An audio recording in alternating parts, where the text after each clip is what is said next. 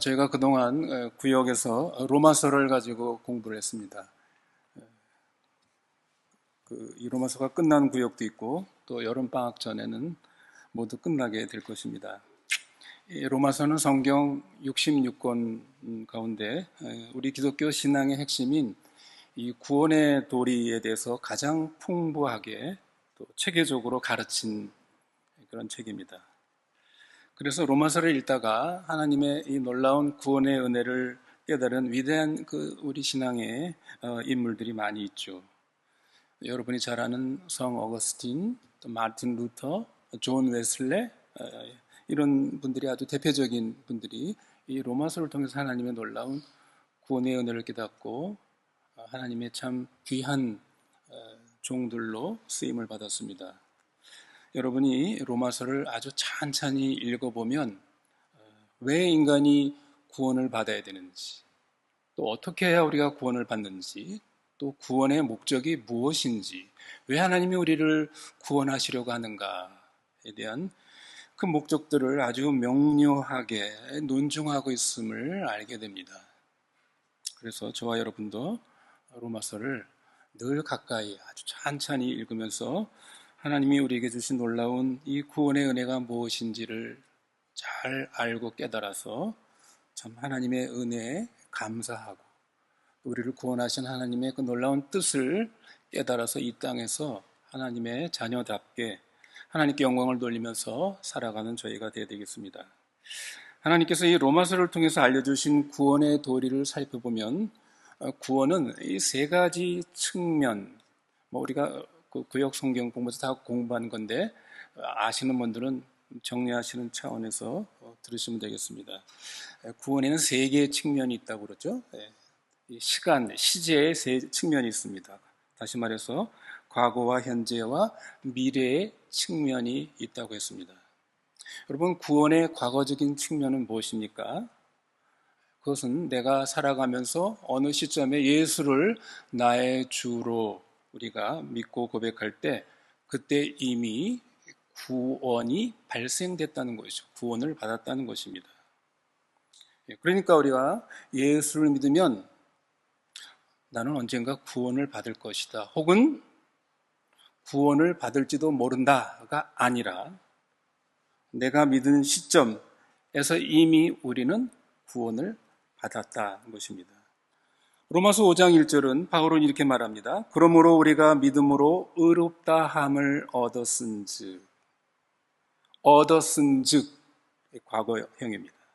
로마서 5장 9절에도 이제 우리가 그의 피를 인하여 의롭다함을 얻었은즉, 또 로마서 5장 10절에도 곧 우리가 원수 되었을 때 그 아들의 죽으심으로 말미암아 하나님으로 더불어 화목되었은즉, 모두 그 헬라의 그 과거형으로 되어 있습니다. 이 헬라의 과거형은 단회적으로 아주 확실하게 완료되었을 때 쓰는 그런 동사입니다. 이 구원의 과거적인 측면을 우리가 교리적인 용어로 뭐라고 그런다고요?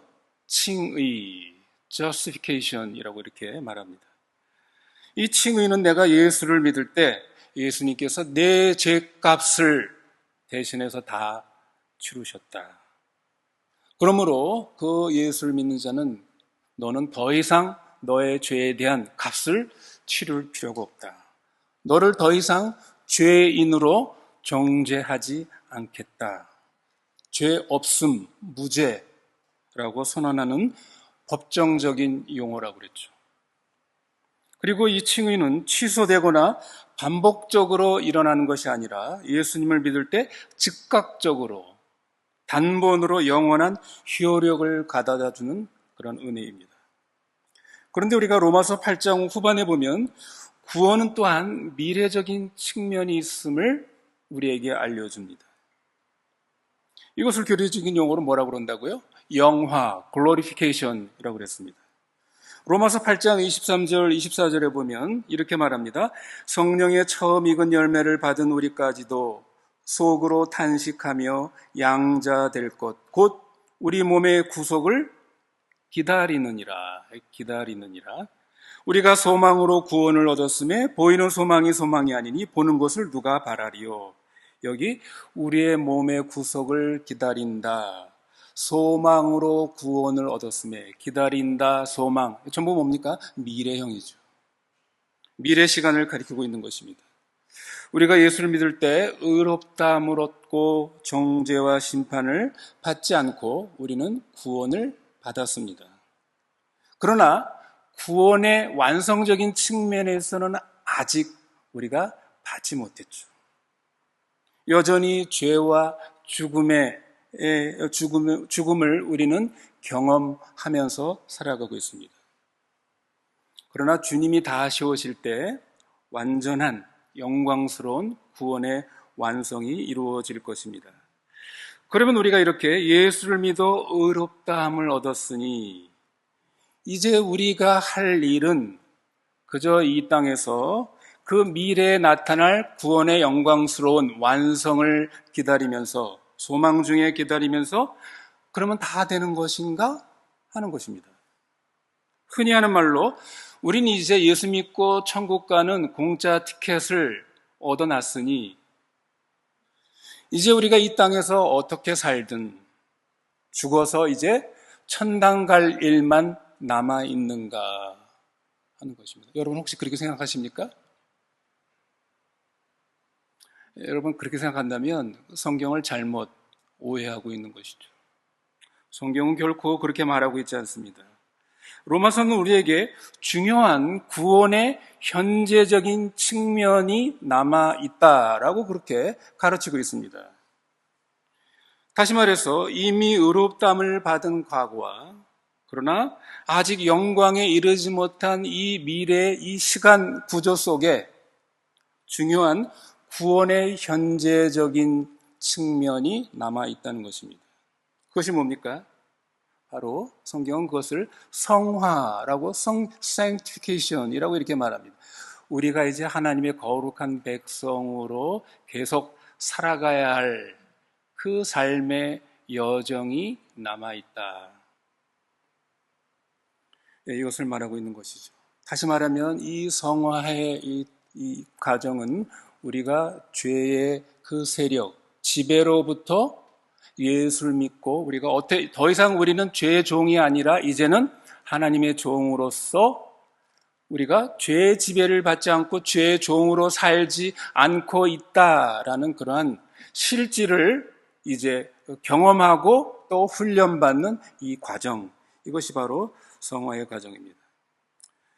제가 오늘 설교 제목을 그리스도인으로 되어가기, 그리스도인이 되기, 영어로 말하면 becoming Christian이라고 그렇게 표현할 수 있을 것입니다. 아마 여러분이 그 설교 제목을 들으면 그리스도인으로 되어가기? 아니, 우리는 예수 믿으면 그리스도인이 된 거 아닌가? 아직 그럼 우리가 예수를 믿었는데도 아직 그리스도인이 아니란 말인가? 라고 그렇게 의문을 가질 분도 있을지 모르겠습니다.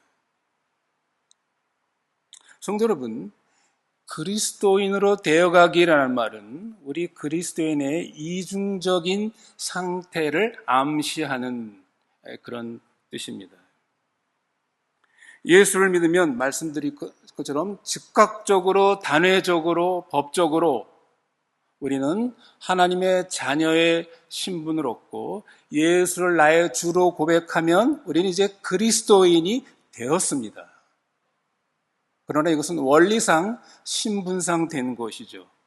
그러나 그 수준의 차원에서 보면, 성숙의 차원에서 보면 아직 저와 여러분은 하나님의 자녀다운 수준으로 가려면 아직 멀은 것이죠. 그리스도인다운 그리스도인으로 그 모습은 아직도 멀리 있는 것입니다. 과연 나는 이 수준과 성숙의 관점에서 나는 하나님의 자녀다운가? 나는 그리스도인다운가? 여러분 자신에게 한번 질문해 보십시오. 여러분의 삶을 한번 점검해 보십시오. 그러므로 우리는 하나님의 자녀답게 그리스도인답게 변화되고 성숙해야 할 과정이 죽을 때까지 이 땅에 우리에게 남아 있는 것입니다. 그러므로 예수를 믿는 사람은 그리스도인이며, 소위 being Christian이며 동시에 뭡니까? becoming Christian이라고 말하는 것이 온당한 정의일 것입니다.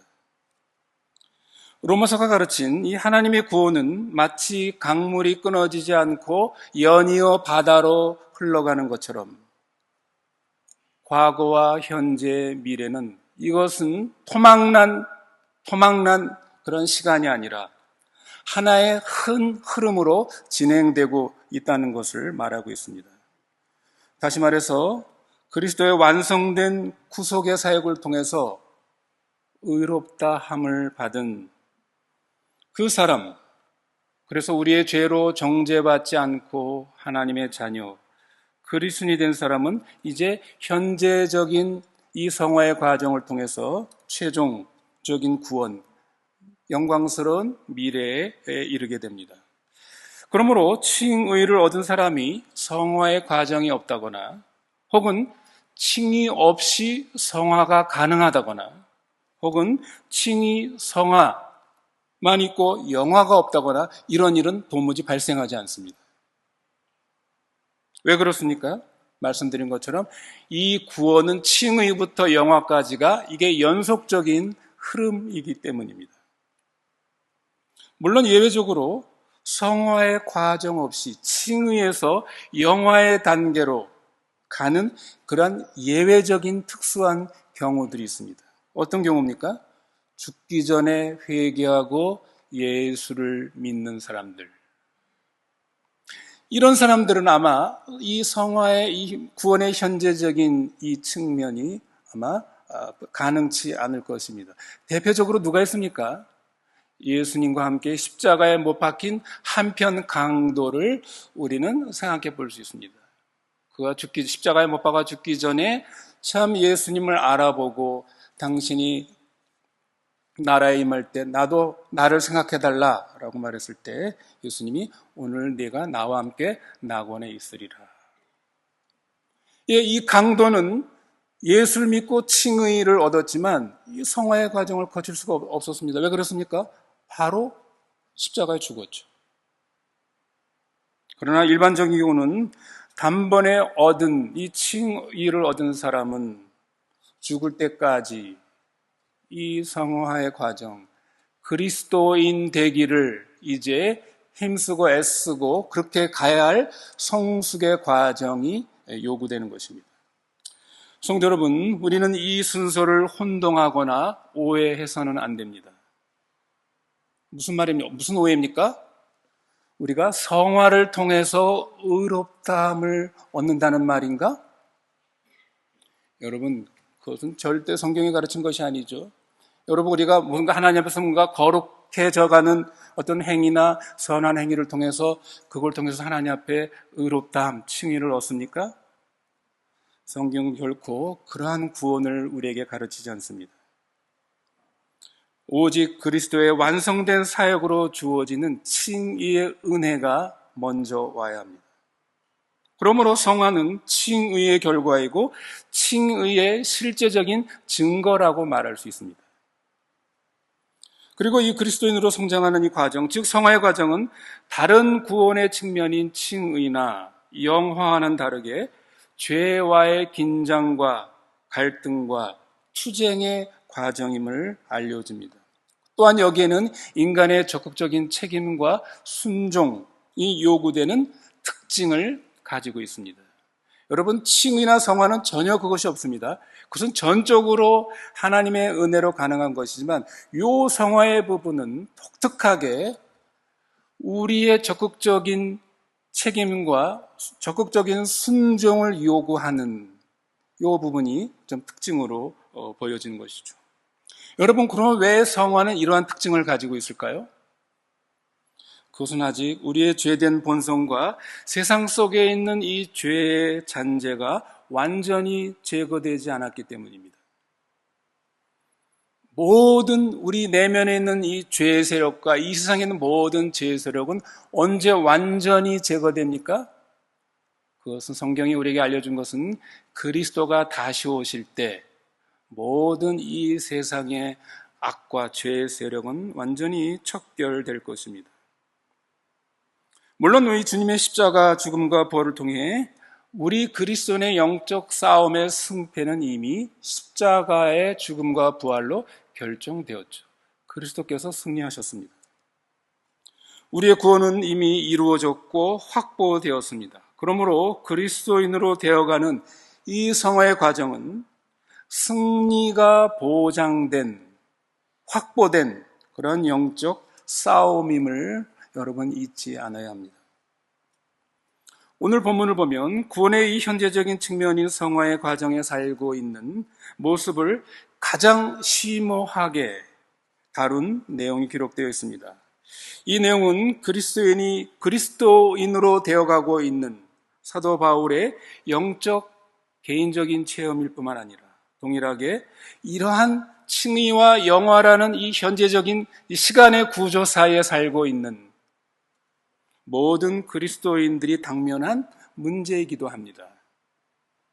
여기서 바울은 예수를 믿고 난 후 자신의 내면 속에서 벌어지고 있는 내적인 영적 갈등과 변화에 대한 심오한 심리학적인 통찰을 우리들에게 제공해 주고 있습니다. 그래서 이 로마서 7장을 읽고 있는 그리스도인들로 하여금 큰 위로와 격려와 도전을 주기 위해서 바울은 자신의 영적 경험을 여기서 소개하고 있는 것이죠. 우리는 오늘 본문에서 매우 정직하게 자신의 최악의 상황을 기록하고 있는 바울의 내면의 모습을 보게 됩니다. 19절, 24절 말씀을 보십시오. 내가 원하는 바 선은 하지 아니하고 도리어 원치 않은 바 악은 행하는도다. 24절에 오라 나는 곤고한 사람이로다. 이 사망의 몸에서 누가 나를 건져내랴. 절규를 하고 있는, 탄식을 하고 있는 바울의 모습을 여러분 우리가 볼 수 있지 않습니까? 우리는 이게 정말 그 위대한 사도 바울의 모습인가? 의심이 들 정도로 자기에 대해서 매우 부정적인 평가를 내리고 있는 바울의 모습을 보게 됩니다. 여러분, 바울 이 로마서를 보십시오. 바울이 로마서 6장까지 또 8장 후반에 얼마나 당당한 하나님의 그 구원의 도리를 쓴 이 바울이 갑자기 이 7장에서 이렇게 자기 자신에 대해서 의기소침하고 이러한 용어들로 묘사하고 있는 이게 과연 바울의 진정한 모습인가? 우리는 당황하게 됩니다. 그래서 어떤 성경학자들은 바울의 이러한 정직한 최악의 상황을 이 기록을 보고 이 7장은 바울이 회심하기 전에 불신자였을 때 기록한 내용이다 라고 그렇게 주장하기도 합니다. 그러나 우리는 그것에 동의할 수 없습니다. 왜 그렇습니까? 본문에서 자신의 죄에 대한 아주 철저한 인식, 그 자각을 여기서 보죠. 또한 그리스도 안에서 하나님의 그 사랑의 놀라운 승리를 마지막에서 바울은 선언하고 있습니다. 이런 것들을 보면 바울은 명확하게 인식하고 있는 것이 있습니다. 여러분, 이런 것을 인식하는 게 믿지 않는 사람이 가능한 걸까요? 가능하지 않은 것이죠. 그것은 이미 바울이 그리스도인이 된 다음에 자신을 진정으로 바라보게 된 진정한 자기에 대한 인식, 이것은 그리스도인이 결국 회심한 다음에 자신의 그런 죄된 모습을 보고 그러나 동시에 그리스도의 놀라운 그 사랑의 은혜를 깨달은 상태가 아닐 수가 없습니다. 그러나 문제는 뭡니까? 안타깝게도 바울도 그렇고 저희 자신들도 그렇고 우리가 예수를 믿고 거듭난 이후에도 여전히 죄에 대한 패배감, 혼란, 내적 갈등 등에서 우리가 완전히 면제되지 않고 있다는 것입니다. 그러므로 오늘 본문 로마서 7장은 예수를 믿고 의롭다 함을 받았음에도 불구하고 자기의 내면 속에서 일어나고 있는 그러한 보편적인 그리스도인의 영적 현실, 영적 체험에 대한 정직한 관찰이라고 보는 게 타당합니다. 오늘 본문 14절로부터 24절까지의 말씀을 보면 바울은 자신이 예수를 믿고 난 이후에 자기 내면 속에 두 개의 세력이 존재하고 그 두 개의 세력이 서로 깊이 영적으로 갈등을 하고 싸우고 있다는 것을 관찰하고 있습니다. 즉 자기 속에 있는 죄악의 영적 갈등, 전쟁이 벌어지고 있음을 인식하고 있는 것입니다. 사실 바울은 거듭나기까지는 이 로마서 7장에는 이런 영적 갈등, 이런 한탄, 이런 절규를 할 필요가 없는 사람이었습니다. 왜 그렇습니까? 바울은 그저 죄를 자신의 주인으로 모시고 죄의 종이 되어서 그 죄의 주인과 상부상조하며 아주 평화롭게 잘 지내고 있었습니다. 그러던 인생의 어느 날 다마스커스로 가는 도중에 바울은, 그 전에 사울이죠. 사울은 누구를 만납니까? 부활하신 예수 그리스도를 만나게 됩니다. 거기서 바울은 인생의 아주 급진적인 변화를 맞이하게 되는 것이죠. 그 이후에 바울의 내면 속에 무슨 일이 벌어지고 있다는 것입니까? 그동안 죄의 종 노릇하며 사이좋게 놀던 바울에게 진정한 주인인 그리스도가 그의 마음속에 찾아온 것입니다. 그리스도의 이 구속의 은혜를 통해 자기가 진정한 바울이라고 주장하는 새로운 자아가 출생하게 된 것이죠. 이 새 자아는 어떤 상태, 존재입니까? 이제는 옛 주인이는 죄 주인에게 말을 듣는 것이 아니라 새 주인인 그리스도에게 순종하고자 하는 그러한 마음, 그러한 경향성을 가진 그런 새로운 자기가 태어난 것이죠. 이 새로운 자기를 바울은 22절에서 내 속사람이라 이렇게 표현합니다. 그리스도인이 되기 전에는 죄의 노예 가운데 있던 나, 옛자라고 성경은 옛사람이라고 말하죠. 였지만 하나님께서는 그리스도의 십자가의 사역을 통해서 이제는 하나님의 법을 의식하고 하나님의 법에 순종하려는 새로운 자, 그 속사람을 하나님께서 창조해 주신 것입니다. 그런데 문제는 뭐라고요? 아직 내 안에 그 옛사람, 여전히 죄를 자신의 주인으로 섬기려고 하는 그 옛자가 여전히 거기에 존재하고 있다는 것이죠. 바울은 그리스도를 믿고 난 후 자신의 내면 속에 이 두 자기, 옛 자기와 새로운 자기의 싸움이 벌어지기 시작했다는 것을 여기서 관찰하고 있습니다. 15절로 17절에서 바울은 이것을 이렇게 묘사하고 있죠. 내 안에는 내가 원하는 것을 행하고 싶은 나. 이게 누굽니까? 내가 진정으로 원하는 것을 행하고 싶은 나. 하나님에 의해서 새롭게 창조된 새로운 나입니다. 새 생명입니다.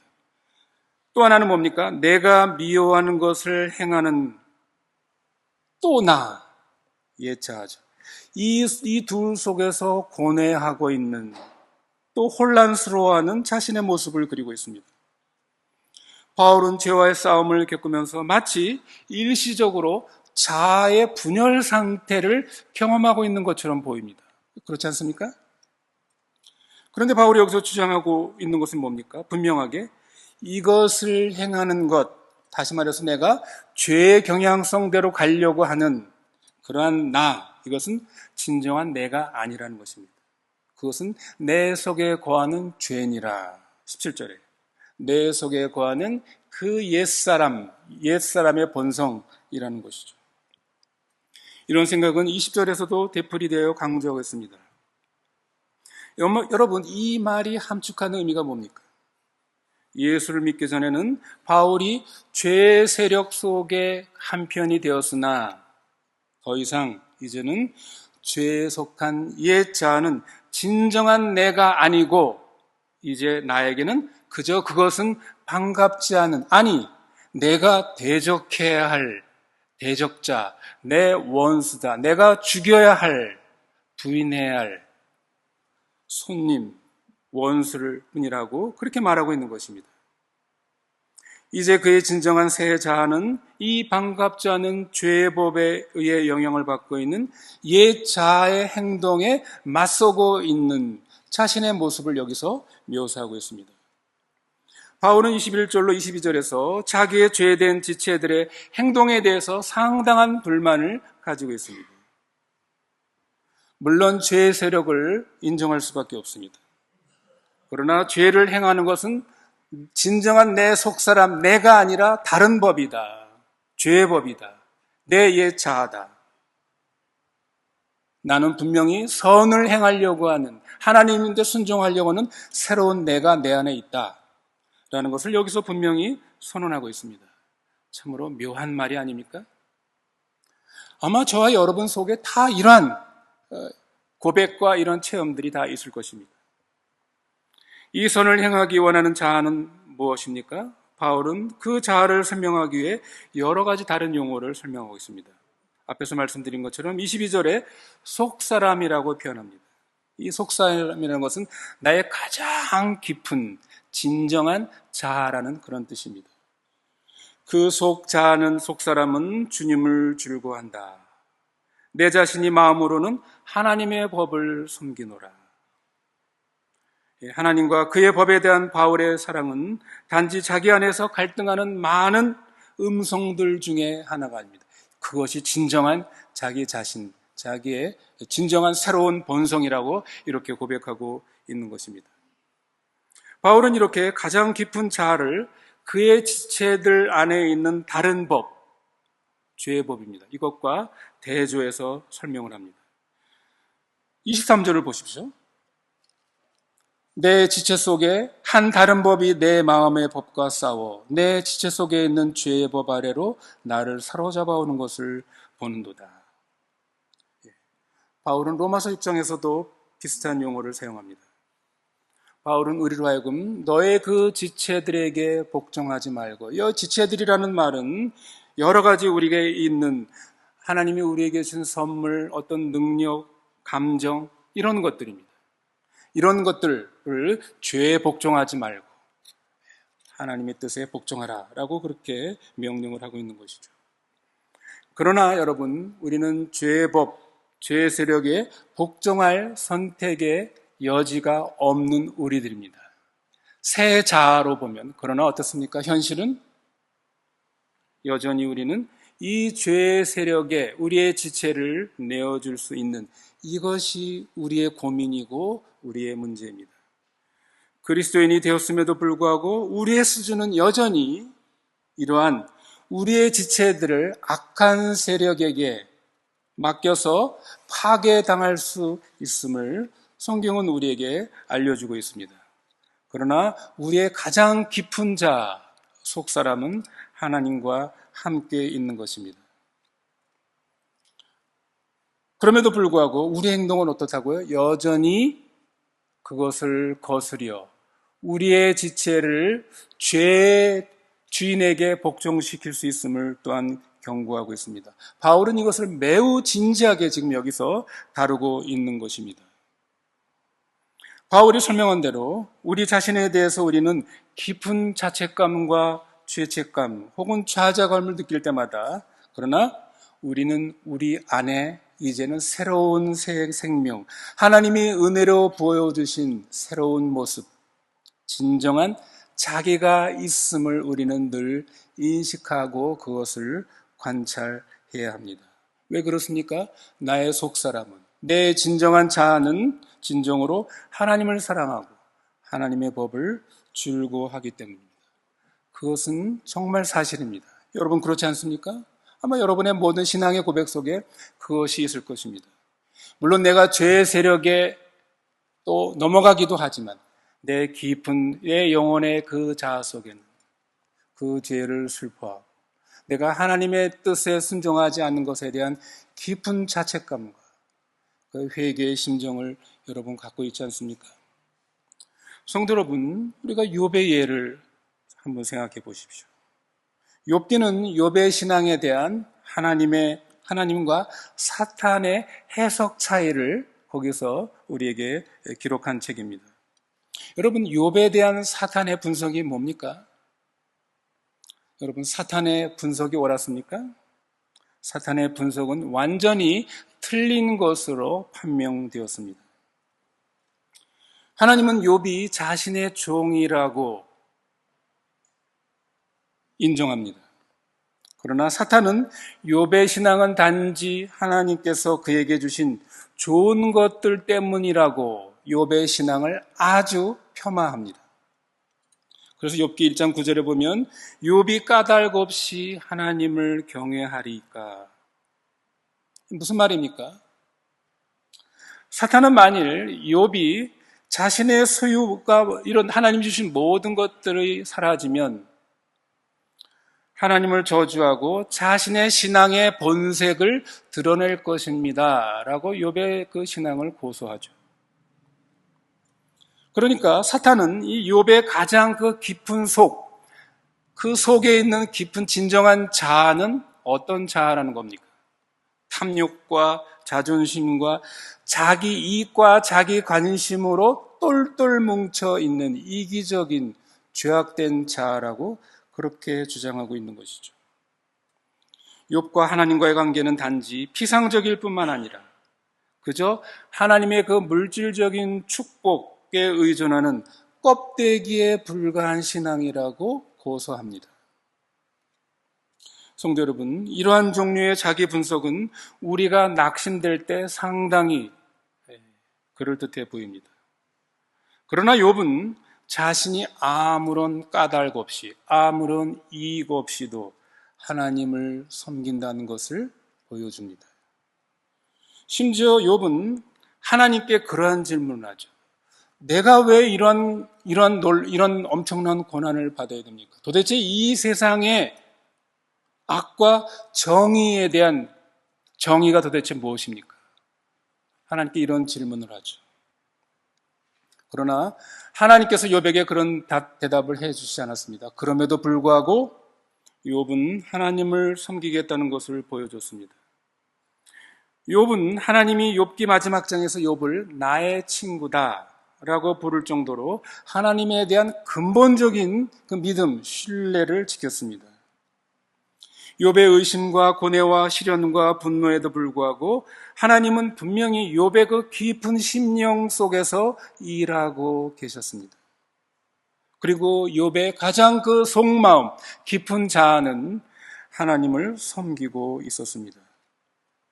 많은 그리스도인들이 바울처럼 자신 안에 있는 악을 보게 되면 나는 아무래도 포기해야 되겠어. 나는 아무래도 안 되겠어. 라고 말하고 싶은 유혹을 받게 됩니다. 나는 좋은 그리스도인이 되려고 노력했었어. 하지만 다 헛수고였어. 그러나 자신을 아무리 혐오하더라도 이것은 우리 그리스도인에게 적용되는 문제가 아닙니다. 왜 그렇습니까? 바울이 바로 그런 최악의 상황에 직면해 있기 때문입니다. 어떻게 해요? 오라, 나는 곤고한 사람이로다. 그러나 그것으로 인해 사도 바울은 물러서거나 상심하지 않았습니다. 죄는 우리의 지체들 안에서 전쟁을 일으킵니다. 때때로 우리의 지체를 하나님의 의의 도구로 우리가 내드리는 것이 아니라 불의의 도구로 내주는 경우들이 우리에게 얼마나 많이 있습니까? 그러나 우리는 우리의 가장 깊은 자아와 최악의 생각과 감정들을 동일시해서는 안 됩니다. 기이한 것은 이러한 것을 행하는 나는 더 이상 온전히 통합된 한 인격으로서의 진정한 내가 아니라는 것입니다. 그것은 그리스도 안에서 나의 새로운 성품과는 상이한 내 안에 또 하나의 법입니다. 어떤 법이요? 옛사람적인 죄의 본성입니다. 나의 깊은 자아 속에서 나는 그 죄의 법에 맞서고 있는 이것이 여러분 그리스도인의 특징입니다. 그러면 바울이 자기 자신의 죄에 대해서 책임을 회피하고 있는 겁니까? 내가 널 때린 게 아니라 내 손이 때렸단 말이야. 아이들이 얘기하는 것처럼 그렇게 핑계를 대고 있습니까? 우리 그리스도인은 그럴 수 없습니다. 여러분, 구원과 관련해서 이 신학적 혹은 교리적으로 대단히 의심을 받는 교파 중에 소위 구원파라는 것이죠. 그들은 믿음으로 의롭다함을 받았으니 인간이 행하는 선이든 악하든 이것은 우리의 구원과 상관이 없다. 이렇게 주장합니다. 여러분, 일리 한편 들으면 그 말이 맞는 것 같습니다. 그러나 이것은 극단적으로 밀고 나가는 것입니다. 소위 극단적인 칭의론이라고 말할 수 있습니다. 성도 여러분, 성경이 그렇게 말하고 있습니까? 로마서가 말하는 구원의 이 현재적인 측면인 성화의 과정을 알지 못하는 사람들입니다. 우리가 믿음으로 의롭다함을 받았다는 것, 그 사람은 죄에 대해서 그렇게 뻔뻔하게, 무감각하게 그 죄를 여기게 됩니까? 그것이 죄로부터 구원받은 사람의 마땅한 태도이겠습니까?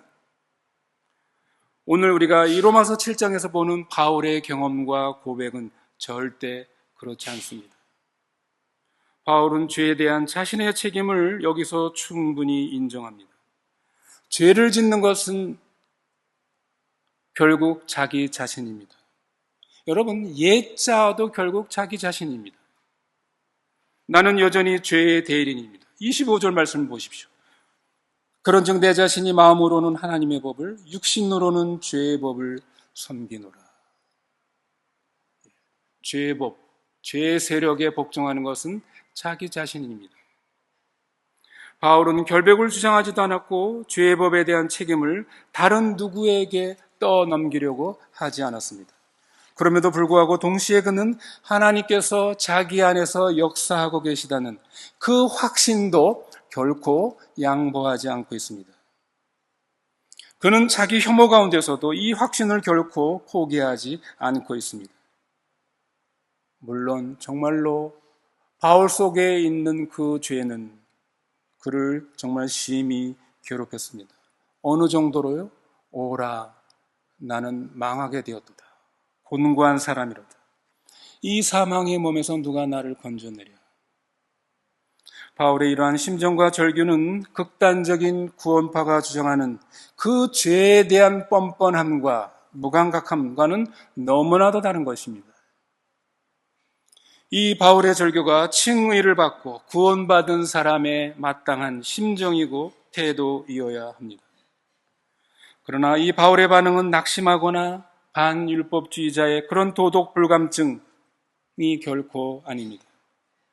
그는 자기 자신이 혐오스러워서 구원을 요청하였고 그럼으로써 구원이 주어진다는 것을 알았습니다. 25절에 주 예수 그리스도로 말미암아 하나님께 감사하리로다. 주님께 감사하는 이 바울의 외침은 그를 낙심과 자기 연민에서 벗어나게 해 주었습니다. 그는 구원이 어디로부터 오는지 알고 있었습니다. 승리에 대한 그의 자각은 자신의 죄에 대한 이 탄식과 고뇌를 초월했습니다. 그는 하나님께서 자신의 이러한 현재적인 죄로 말미암는 비참한 처지를 아신다 할지라도 그리스도 안에서 이미 자신을 용서하시고 의롭다 여겨주신 사실을 알고 있었습니다. 그는 또한 하나님의 역사는 거기서 멈추지 않는다는 것도 알았습니다. 하나님은 바울을 변화시키고 새롭게 하기 위해서 그의 가장 깊은 자아에서 일하고 계셨습니다. 이러한 하나님의 역사는 결코 피상적인 것이 아니었습니다. 그래서 바울은 감사함으로 여기서 탄복하고 있는 것이죠. 성도 여러분, 그렇습니다.